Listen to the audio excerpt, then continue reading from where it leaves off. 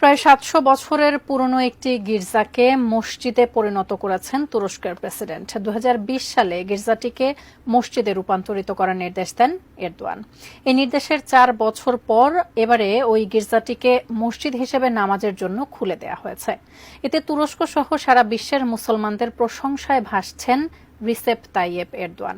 আরও জানাচ্ছেন এসআই রাজ। তুরস্কের ইস্তাম্বুলে অবস্থিত প্রায় ৭০০ বছর আগের একটি অর্থোডক্স গির্জাকে মসজিদে রূপান্তর করার দুঃসাহস দেখিয়েছেন তুরস্কের প্রেসিডেন্ট রিসেপ তাইয়েপ এরদোয়ান।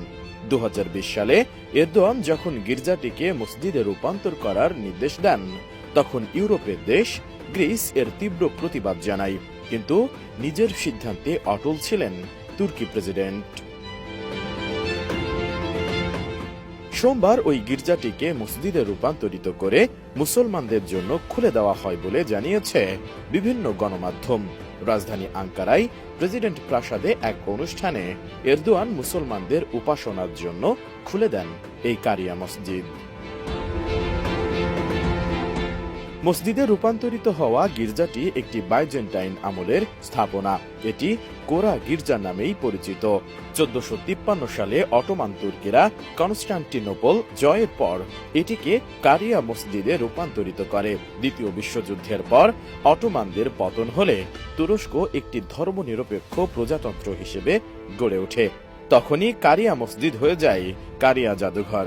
প্রায় শতাব্দী কাল পর কারিয়া জাদুঘরকে আবার কারিয়া মসজিদ হিসেবে ফিরিয়ে আনলেন এরদোয়ান।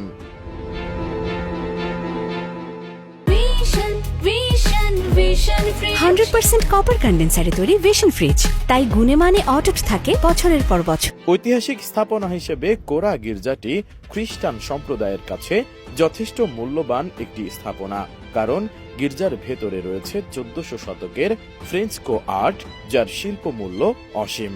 কাঁচা দেয়ালের ওপর রঙের আঁচড়ে আঁকা এসব চিত্রকর্ম তৎকালীন শৈল্পিক উৎকর্ষতার চিহ্ন বহন করে। গির্জাটিকে জাদুঘরে রূপান্তরিত করার পর যুক্তরাষ্ট্রের শিল্প ইতিহাসবিদদের একটি দল মূল গির্জার এসব চিত্রকর্ম পুনরুদ্ধার করে। ৪ বছর আগে যখন কোরা গির্জাটিকে মসজিদে রূপান্তরের আদেশ দেওয়া হয়, তখন ক্ষুব্ধ প্রতিক্রিয়া জানিয়েছিল প্রতিবেশী দেশ গ্রিস। এ ঘটনাকে ধর্মীয় উস্কানি হিসেবে আখ্যা দিয়েছিল দেশটি, কিন্তু তাতে কর্ণপাত না করে নিজের ইচ্ছায় অটল থাকেন এরদোয়ান। যদিও এরদোয়ান বিরোধীদের মতে এই কাজের মধ্য দিয়ে নিজের জাতীয়তাবাদী সমর্থকদের জাগিয়ে তোলার চেষ্টা করেছেন তুর্কি প্রেসিডেন্ট।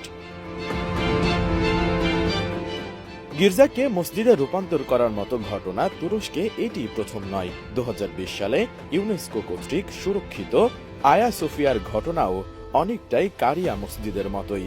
ইস্তাম্বুলের আয়া সোফিয়া প্রথমে ছিল একটি প্রাচীন গির্জা। ভবনটিকে মসজিদ, তারপর জাদুঘর এবং তারপর আবার মসজিদে রূপান্তর করা হয়। সে ঘটনায় তুরস্ক সহ সারা বিশ্বের মুসলমানদের কাছে একজন জনপ্রিয় মুসলিম শাসক হিসেবে পরিচিত হয়ে ওঠেন রিসেপ তাইয়েপ এরদোয়ান। এসআই রাজ, ডেস্ক রিপোর্ট, এটিএন নিউজ।